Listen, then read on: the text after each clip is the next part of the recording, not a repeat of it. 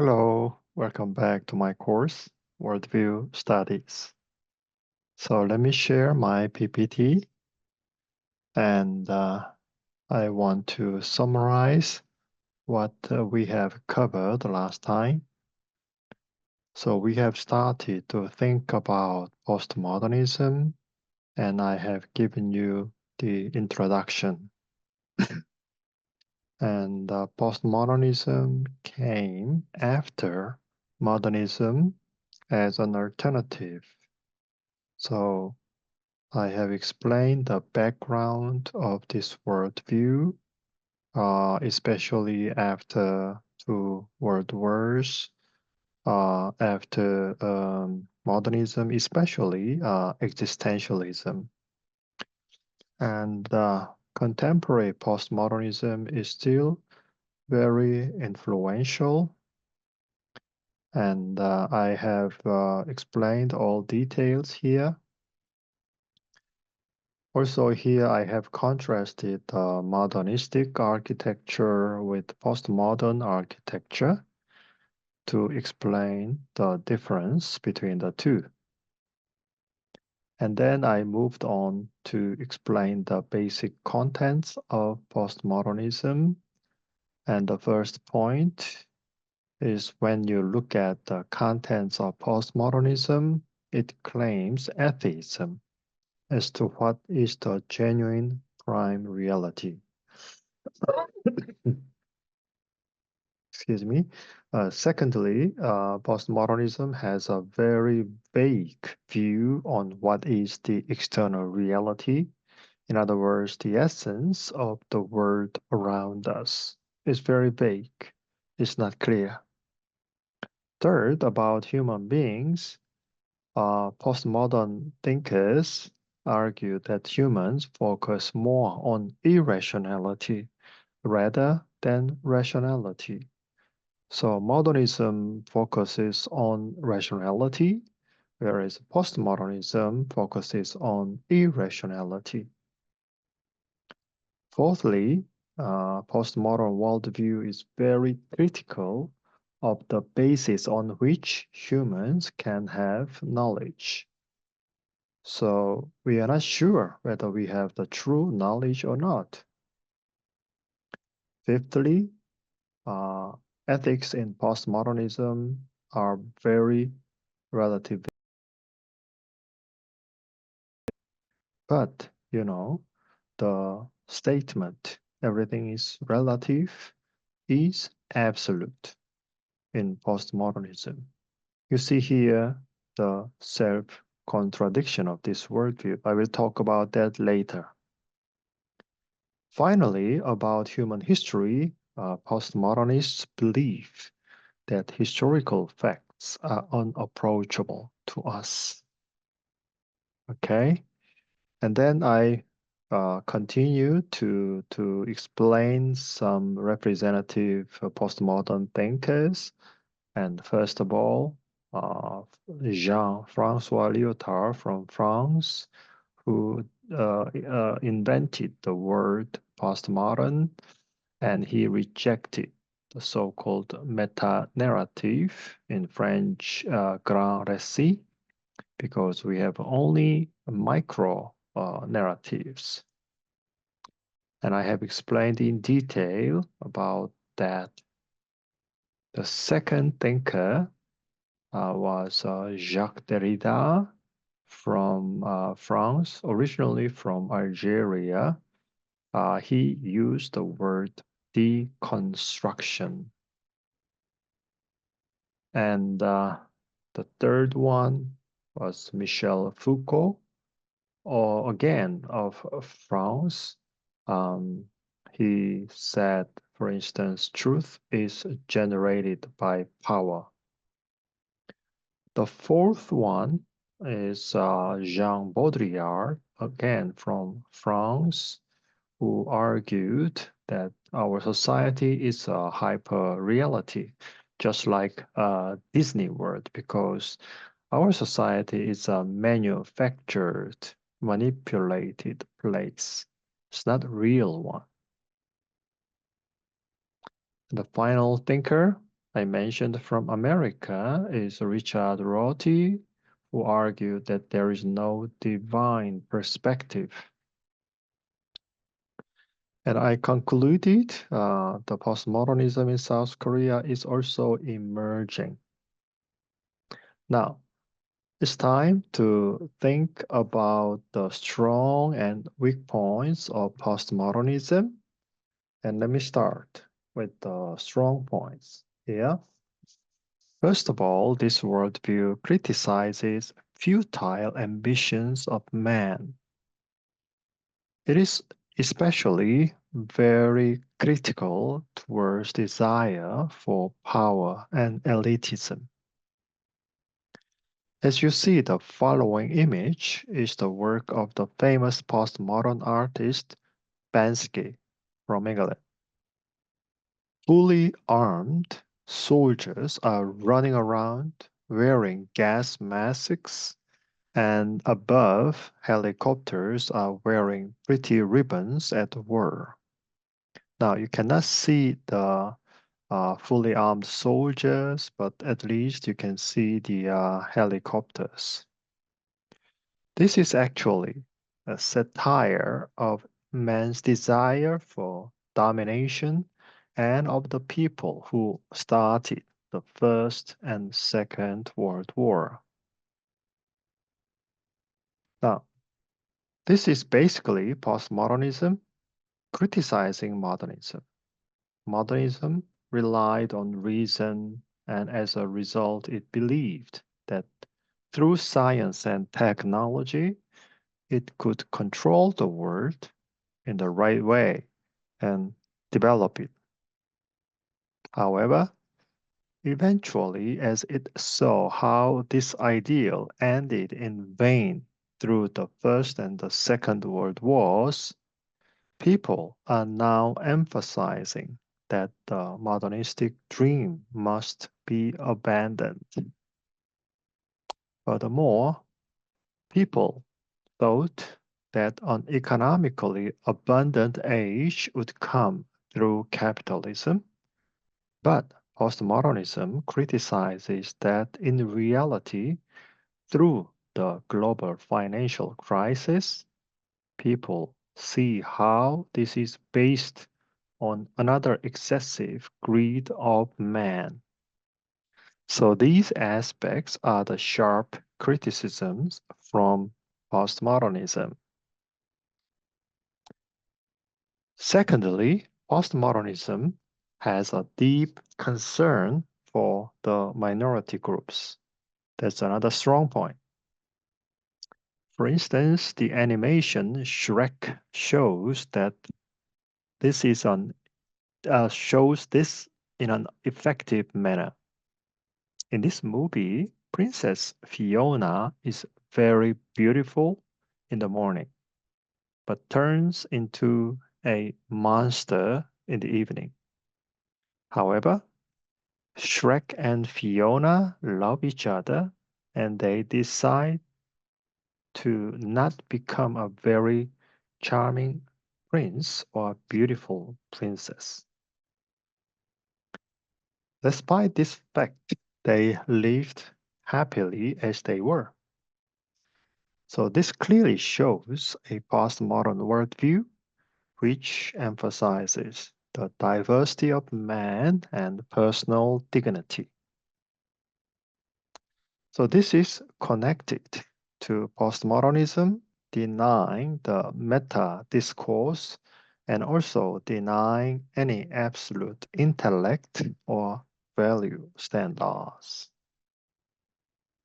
And it argues further that the main values of a society are in the end only manipulations of the ruling class, and therefore various minority people groups have suffered, and now society must accept fragmentation, tribalization, and pluralism such as carnival.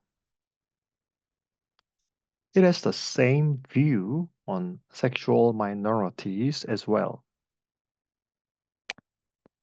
So let me move on to the third strong point of postmodernism.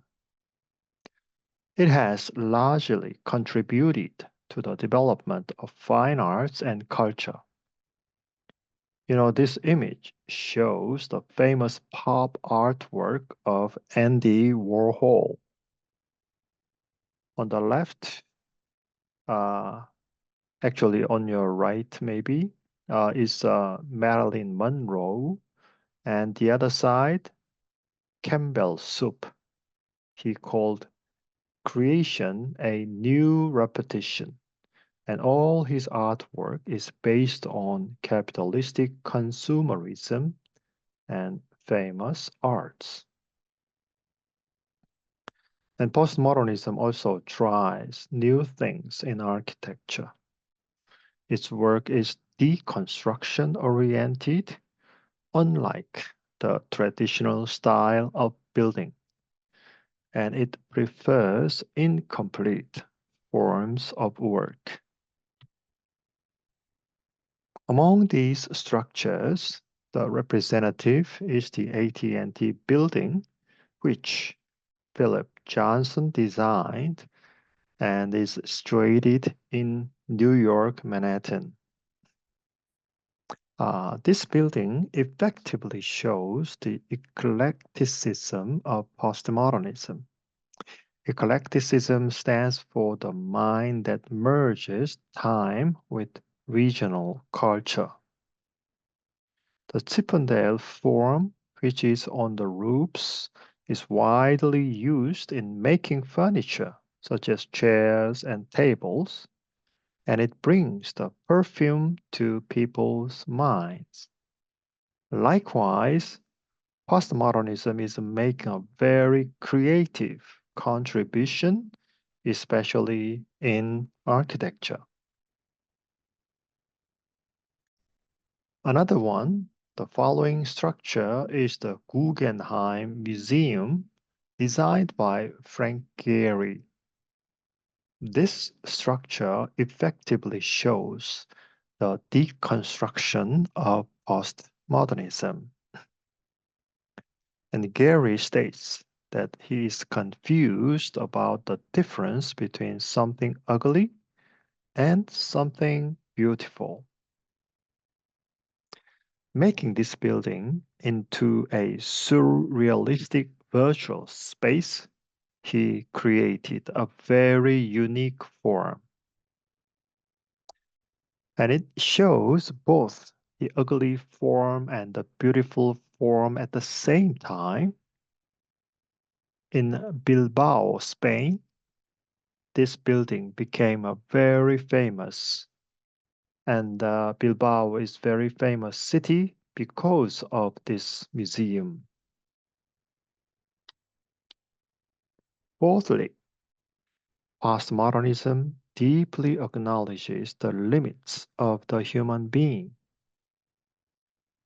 Up until now, modernism suggested an exceedingly optimistic viewpoint on mankind and was overconfident about reason, and positively viewed science and technology, and modernists believed that a utopia could be constructed on this land by human will. However, in the late 20th century, postmodernists started to become aware of the limitation of mankind. Therefore, we can see that the title of many books have an eschatological ending. For instance, Francis Fukuyama, a Japanese-American political scientist, wrote a book called The End of History and the Last Man. In this book, he argues that liberal democracy will be the last evolutionary stage in the political systems of mankind. In 1997, American environmentalist Mill McKibben published a book called The End of Nature. This book is appraised as the very first book that warned against climate changes. The following year of 1998, an American journalist, John Horgan, wrote a book called The End of Science, facing the limits of knowledge in the twilight of the scientific age, in which he claims that the natural sciences and human intellect have now come to a limit.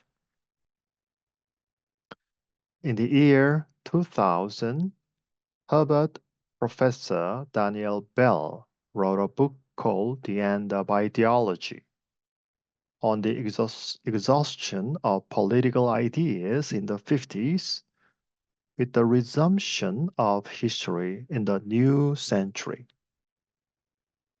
And this book was originally published in the 1960s, but the revised version came out in the year 2000.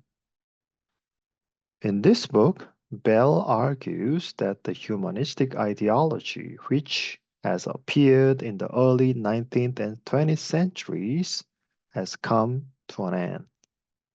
And in the future, only local ideologies will show up. Also in 2005, an American philosopher called Sam Harris published the book called The End of Faith, Religion, Terror, and the Future of Reason. In this book, Sam criticized traditional Christianity and Islam and states that the age of faith has come to an end and emphasizes reason. Furthermore, another scholar named Neil Postman even wrote a book called The End of Education, redefining the value of school reprint edition. Lastly, a German philosopher, Martin Heidegger, wrote a book called The End of Philosophy. The way how many books speak about the end in this way implies that the worldviews have reached their limits. So postmodernism accepts these confessions of modernism and agrees with the diagnosis and sense of crisis of the end of human civilization and emphasizes that mankind must be more modest and careful. Then, what are the weak points of postmodernism? Let me mention the first point. This view of the world in this worldview is very vague, it's not clear. An American linguist, Noam Chomsky, criticized by saying that postmodernism is meaningless because it adds nothing to analytical or empirical knowledge. So he challenges postmodernists to find out about the principle of the theory and the evidence on which it lays its foundation, and to explain if it is clear. Another English evolutionary biologist, Richard Dawkins, makes a similar criticism, and the writer Christopher Hitchens, in his book Why Orwell Matters, emphasizes that a thought must be expressed simply, clearly, and directly, and indicates that postmodernism's method of expression is very vague.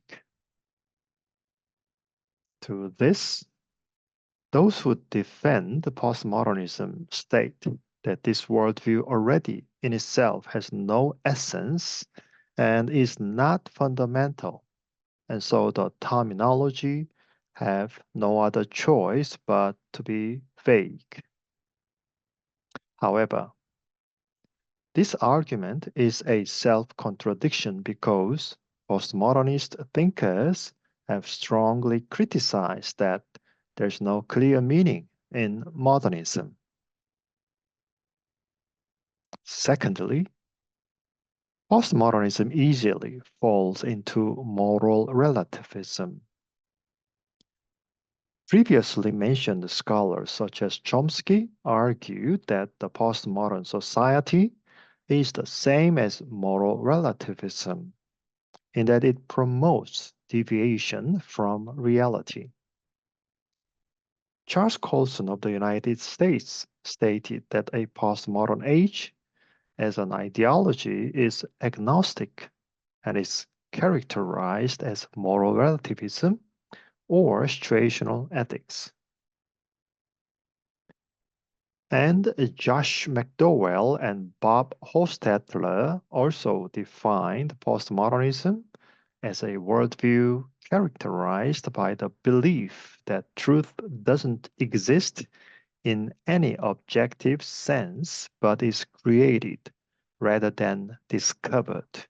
I quote.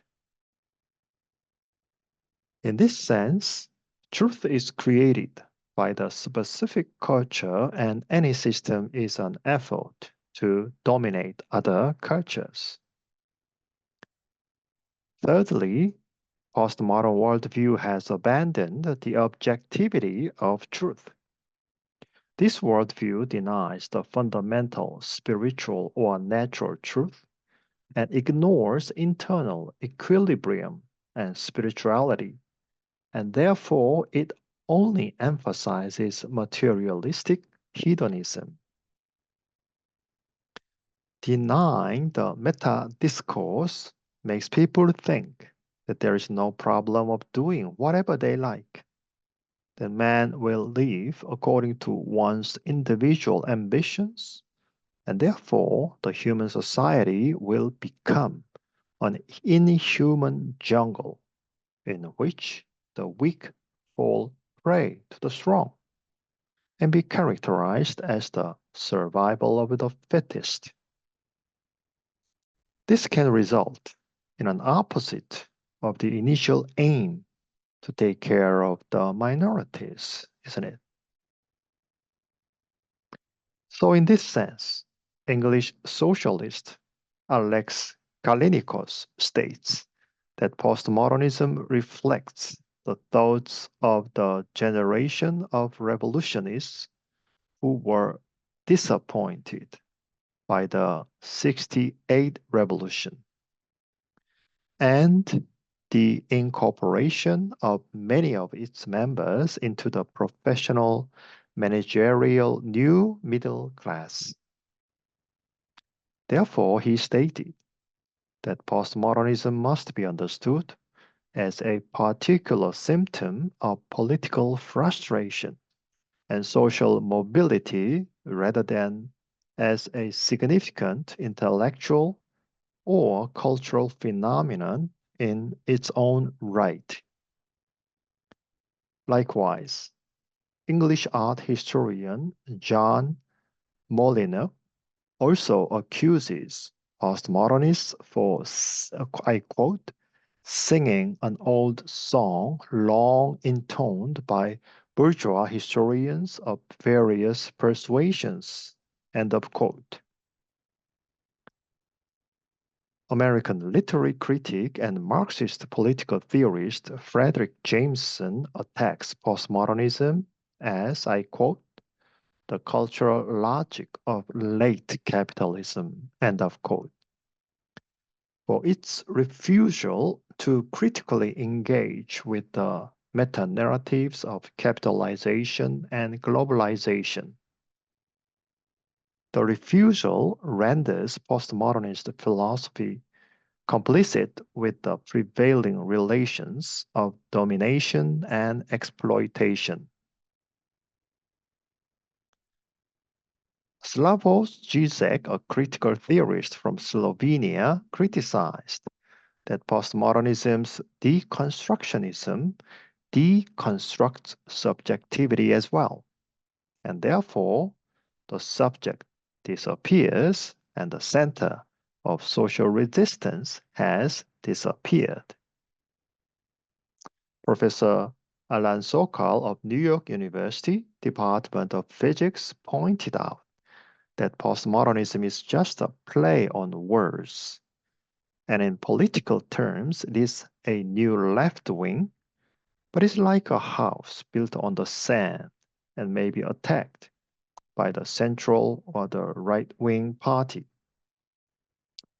Furthermore, he criticized that we cannot know how this intellectual deconstructionism can liberate the labor class. Fourthly, postmodernism threatens the existence of science itself.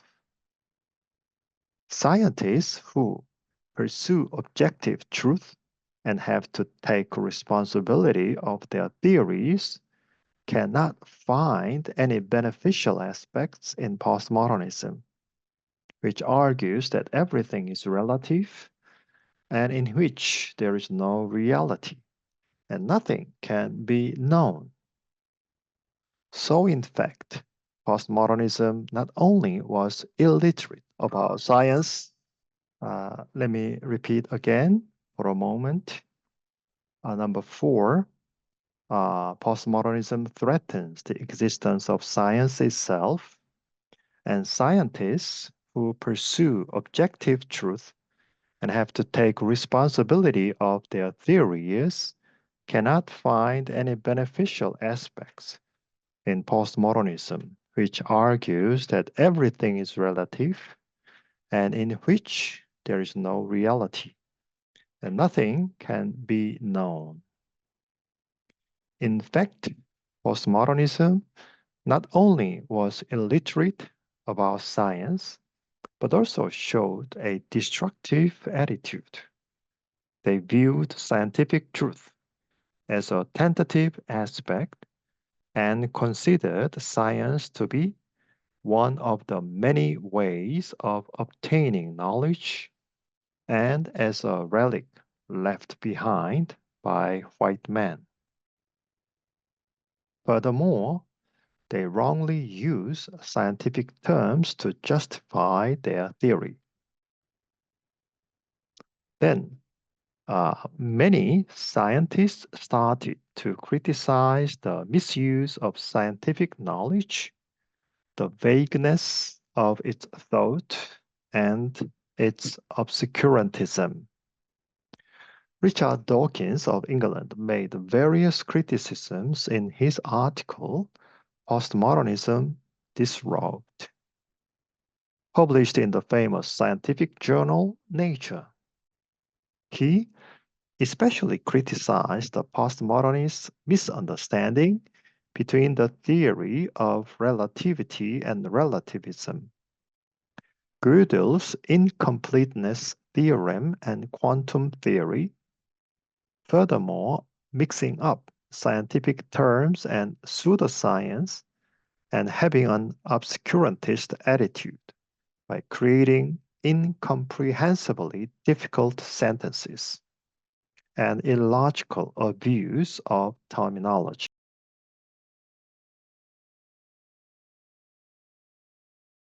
Deconstructionism, it's very easy to fall into the problem of infinite retroaction. If postmodernism's presupposition is right, the audience reading the postmodernist books cannot be sure if the conclusion they have reached is the intended conclusion or not.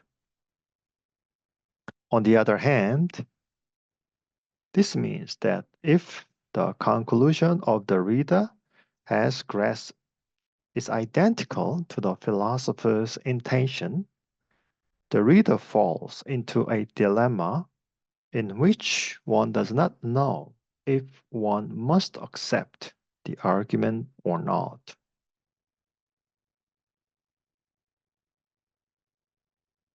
So, even if it emphasizes deconstruction, it must again present a new alternative.